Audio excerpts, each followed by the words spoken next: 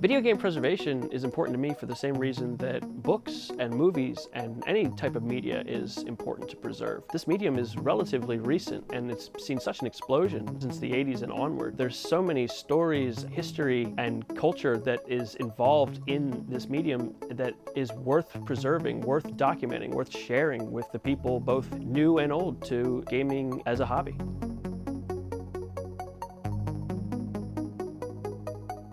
My name's Andrew Zudak, and I am a lot of things. I am a streamer, I am a motion graphics animator, I'm on the board of the HitSave video game nonprofit, and I am a Nintendo collector and a video game fan.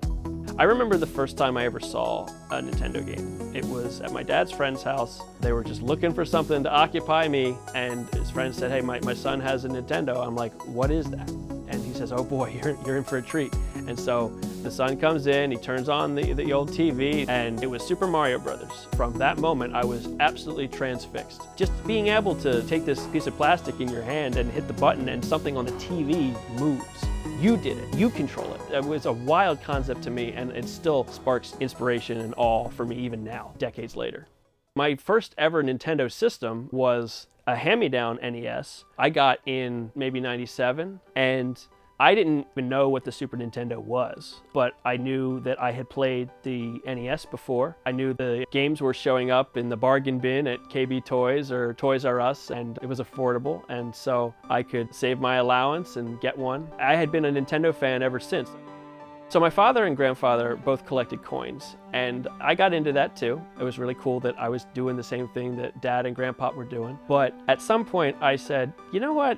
This isn't as interesting or fun to me as video games are. I think I'm gonna collect Nintendo games instead. Around age 13 or 14, I think, is when I started collecting games actually. And I still look back and cringe at all of the boxes and the manuals that I threw out or traded into GameStop before I started collecting. But you live and learn, so I'm making up for it now. The first game I remember buying and keeping and not getting rid of was Pokemon Crystal. I still have the box and the manual and everything for that. And from that point forward, I was a collector. I wish that more collectors and game fans got into preservation also, because the segues are very natural, but they're not the same thing, and there is unfortunately a little bit of friction sometimes between some of the hobbies. I got into preservation because I wanted to give back. I was getting interested in backing up my physical games. Like, I have this incredible library of Nintendo games, but at some point the physical material will degrade. The discs won't work anymore, the circuitry will corrode, and what can I do about that? So my first introduction to game preservation was getting interested in learning how to back up my GameCube and Wii games. There were websites out there and resources to teach you how do you hack the Wii, how do you dump a game with a Wii, and then you can put it on your hard drive. Then I also noticed, oh, well, this tool called CleanRip is syncing with a database called Redump. And I was like, okay, what's Redump? Let me look into that. So Redump is a website where information about anything video game related that's on a physical optical disc is cataloged and preserved. Not the games themselves, but the information about the disc or what's on the disc. Does this game include demos? Does this PC game have installers or drivers on it? When was it made? What's the ring code on the back, and what kind of data can be gleaned from that? And it can be used to ensure, for instance, that if you have a copy of a game, you can look at the hashes on Redump and see, oh, this is a genuine copy, the hashes match, or this is Rev 1 of a certain game. That was another reason I got interested, is I was very curious with my GameCube games, which games have gotten updates and which games were the same as they had always been. For instance, the Player's Choice games, are they different from the originals? So I was interested in learning about backing up my discs. I was interested in learning what version of the games that I had on my shelf. And I realized, well, I'm using these websites so often, I should give back. I have this incredible collection. I should check and see if there's anything in here that isn't on the website, or if they need verifications, because it's better to have 2 or 3 or 4 submissions of this information to make sure that that first one was accurate. And so I joined up with the website. I started submitting verifications for my Nintendo stuff, and eventually people reached out and said, hey, do you want to join this Discord? And then one thing led to another. VGPC led to HitSave, and I've been snowballing happily from there.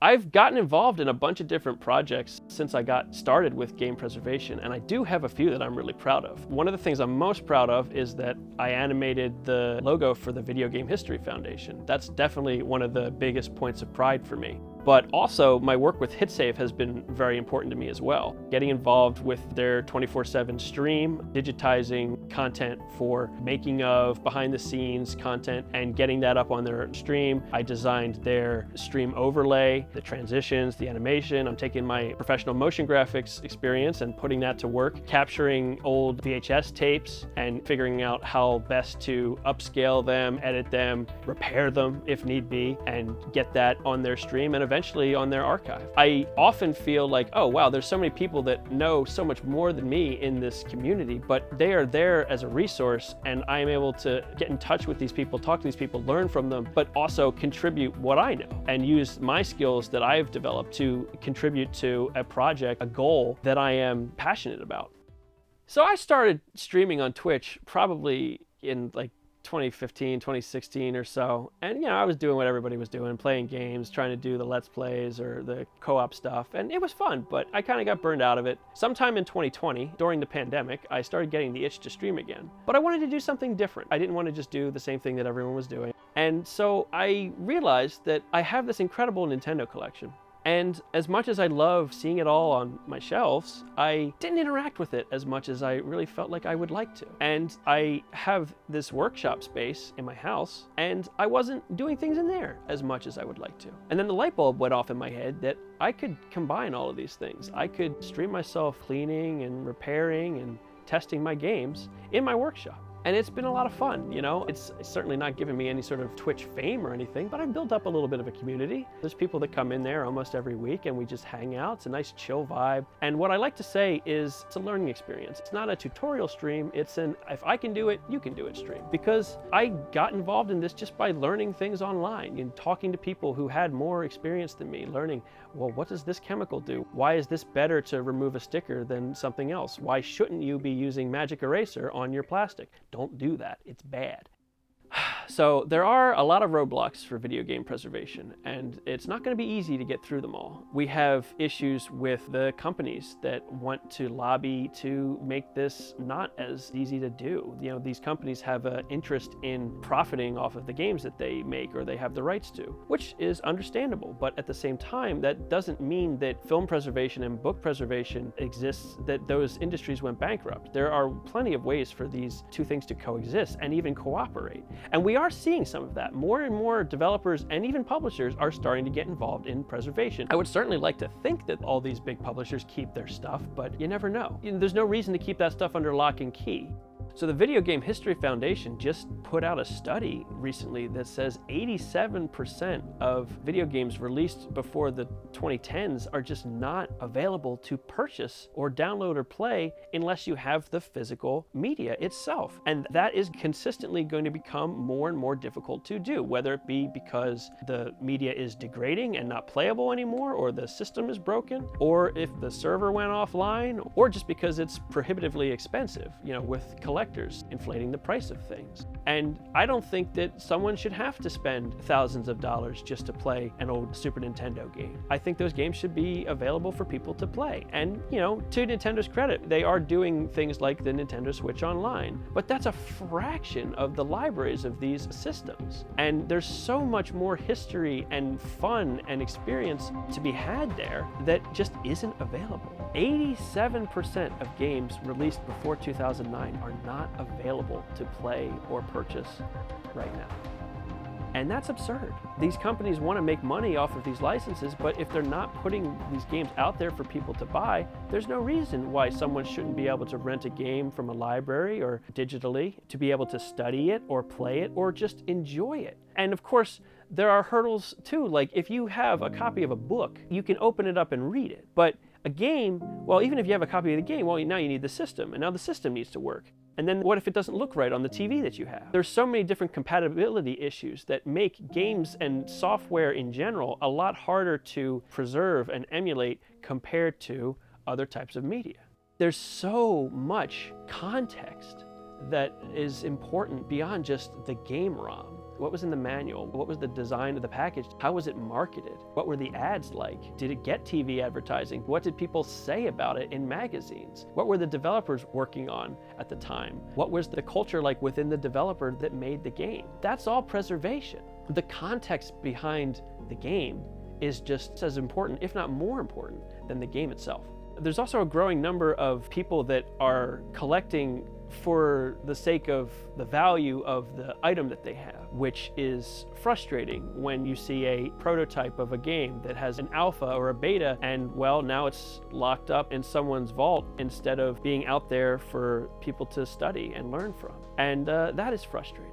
We are seeing some improvement in that area, though. For instance, the WADA grading company is now working with the Video Game History Foundation. So Video Game History Foundation is able to dump and preserve those alphas and those development builds before the game gets sealed up in the acrylic. VGHF is not able to share those builds with people, but they are working on that. They are working on lobbying the government to expand the rules of what you're able to do with preservation and who's able to see what and why.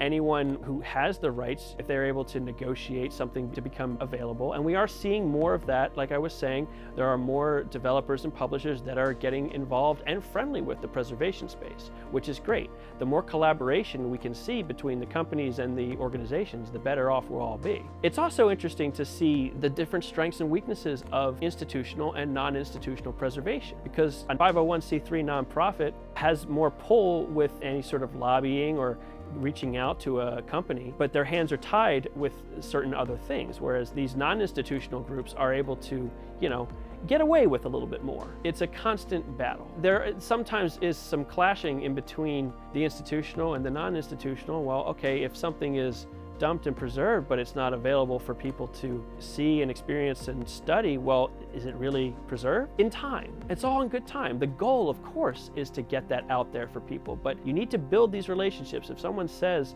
oh, you can have this, you can preserve this, but you can't release it, and then you release it, well, that person's trust is shattered. You're not going to be building that relationship anymore. It's a fine line, and there's positives and negatives to both. But at the end of the day, the goal is save the things first. We can worry about getting them out there to everyone eventually.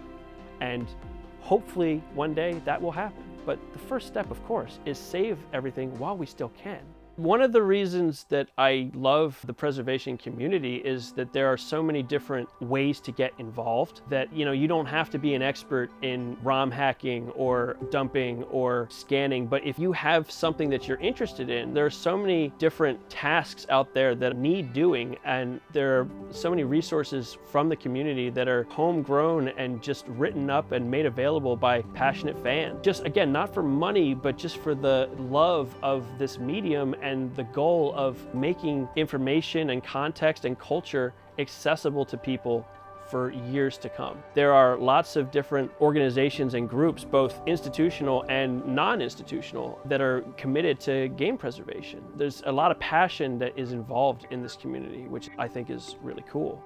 So one of the coolest things about the HitSave nonprofit is one of its goals is making game preservation available to more people, not just the scholars or the institutional nonprofit people or the professional coders, but anybody. You can learn how to scan something, you can learn how to photograph something, you can learn how to dump or mod, just like I did. I couldn't have figured any of the things out that I know without learning from the people that put these resources in before me. And in addition to tasks like dumping or scanning, there are so many ways to get involved in preservation outside of that. I took my professional video and motion graphics experience and was able to contribute, whether it be cataloging or legal or writing or anything. Like, there are so many different ways to contribute to this medium. Think of the skills that you have as a person, and if you think that something could be applied to game preservation, reach out to someone. See, hey, does someone need someone that has this skill? And the answer might surprise you.